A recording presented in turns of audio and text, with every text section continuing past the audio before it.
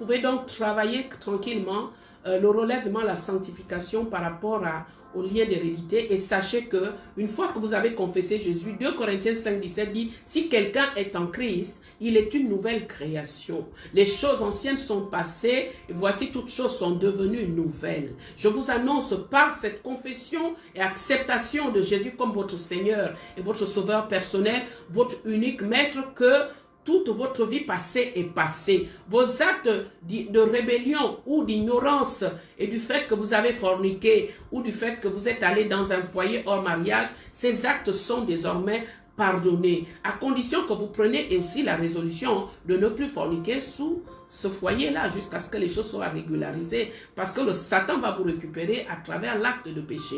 Donc, vous êtes une nouvelle création.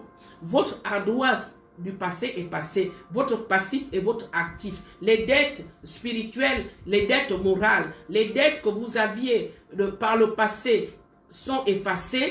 Colossiens chapitre 2 verset 13-15 que je vous conseille également de lire vous dit que tous les actes dont les ordonnances nous condamnaient ont été effacés à la croix, parce que Jésus a cloué les autorités, les dominations, il les a tous cloués à la croix. Il a dépouillé le diable qui détenait ces actes de condamnation par le péché et qui les rebrandissait à Christ pour prendre le contrôle de votre vie, pour vous garder sous son esclavage. La parole de Dieu nous dit clairement que Jésus-Christ a effacé ces actes de condamnation. Donc vous n'êtes plus sous la condamnation. Romains chapitre 8 verset 1 dit qu'il n'y a plus de condamnation pour tous ceux qui sont en Christ. Alors de facto, je vous déclare que vous êtes libres.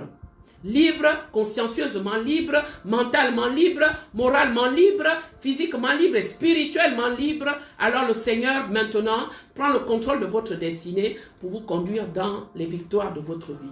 Amen.